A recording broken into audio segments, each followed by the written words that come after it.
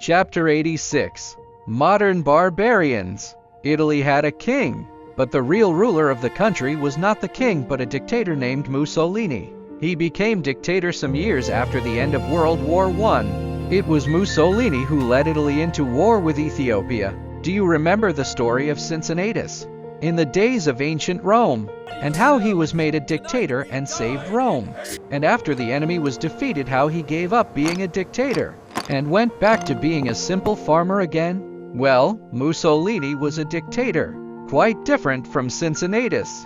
He did not give up being a dictator. Mussolini made himself more and more powerful all the time. Now, the people of a country run by a dictator are seldom really happy, because they have to do what he or the dictator tells them to do whether they like it or not.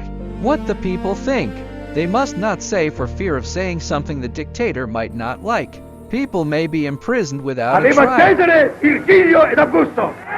They cannot read about both sides of a question in their newspapers, for the newspapers only print what the dictator wants them to print. People are always afraid in a dictatorship, for the dictator's spies are always listening and watching and waiting for someone to make a slip to say something against the dictator or do something he might not like.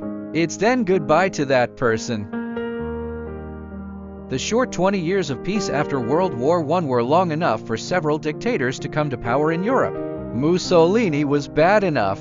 He took away the liberties of the people in Italy. He made war on the Ethiopians just because he wanted their country. But Mussolini was small potatoes to another dictator who also came to power in Europe.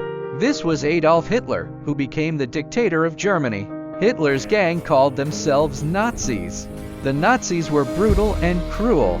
They did horrible things that even Alaric and his Goths, or Attila and his Huns, would not have done. I think the Nazi gang was worse than the Goths or the Huns because the Goths and the Huns were living at a time in history when almost the whole world was ignorant and more primitive. The Nazis lived in a civilized Christian country, with schools and universities and churches, amid the science and knowledge and rules of good behavior of the 20th century. The Nazis were against all Jews. They began to persecute the Jews of Germany. Some of the Jews escaped to other countries, but those who could not get away were put in concentration camps where most of them were tortured and killed. The Nazis built large gas chambers, which were big rooms into which poison gas could be piped. They would crowd the Jews' men, women, and children into these chambers and turn on the gas. In this way the Nazis murdered millions of Jews. Not only Jews but thousands of other people in Germany who were thought to be against the Nazis were put in the concentration camps, where many of them died. Hitler became Chancellor and dictator of Germany in 1933. He was a powerful speaker, and by his speeches he could move his listeners to do anything he wanted. He did not depend only on his speeches. His Nazi spies were everywhere, and whoever said a word against him was apt to be arrested by the Nazi secret police. Hitler planned to make Germany the most powerful nation in the world. To do this, he started to build a huge army. Everyone in Germany was supposed to help make the Germans a warlike nation. Even boys and girls belonged to Nazi clubs and learned to drill and work for the nation.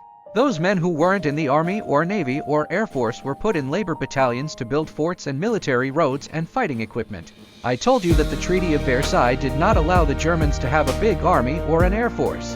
How about that? But Hitler said that Germany was not bound by the Treaty of Versailles, even though it had been signed by the German government. Before long, the Germans had a huge army and air force. Then the Germans started to take lands that were not theirs. Their army marched into Austria and made Austria a part of Germany. Then they began seizing other pieces of land around them. Now, England had a treaty or agreement with Poland, which was the next country to Germany on the east. This treaty with Poland said that England would protect the independence of Poland.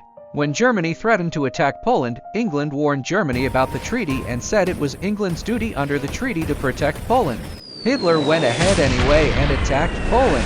First he sent his airplanes over Poland and bombed the Poles. Then came the German army, and in a few days it was all over for the Polish army. So England declared war on Germany. It was in 1939 when this happened and World War II began. Russia was on the other side of Poland, and Russia marched into Poland from the eastern side. There wasn't any Poland left. Next, Germany attacked Norway and Denmark. Norway was seized by German soldiers, who were carried by airplanes and were helped by a few traders in Norway. Then, Germany attacked France and Belgium and Holland. The German airplanes and tanks were too much for the French, Belgian, and Dutch armies and for the English army that had been sent to France to help them. As soon as Mussolini saw the Germans were winning, he brought Italy into the war on the side of Germany. Soon Holland and Belgium and most of France were taken by the Germans. The German army marched into Paris. Thousands of French men were sent to work as slaves in Germany, and only England was left to fight the Nazis. You remember I told you that Parliament was the real ruler of England and not the king. The leader of Parliament, and the man who carries out the laws Parliament makes, is called the Prime Minister. The Prime Minister at this time of great danger for England was Winston Churchill. Winston Churchill was a brave and stubborn man. Although England's army had lost its weapons in France, and there were fewer than 100 tanks in all England, and the English had fewer airplanes and a much smaller army than the Germans, Churchill refused to give up.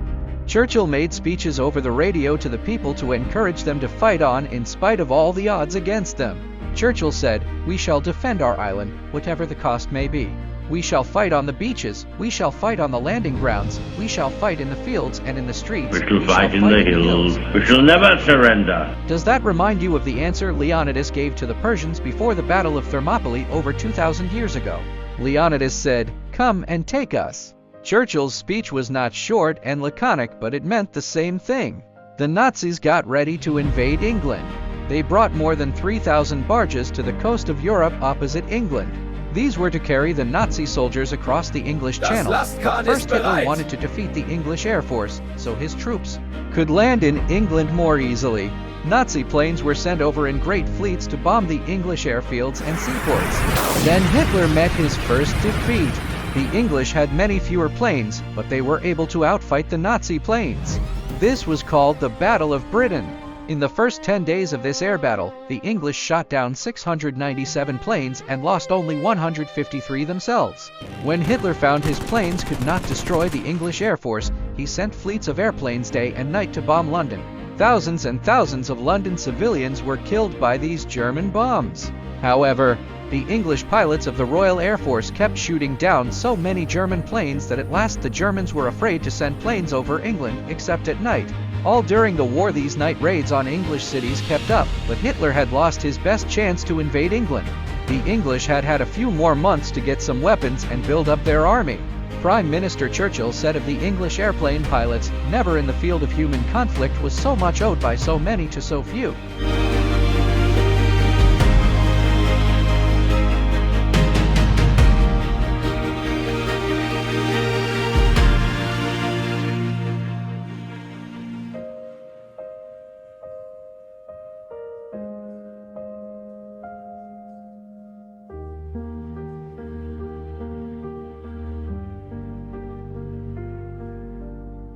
Pieces even fit together? Is this script even English? I don't know.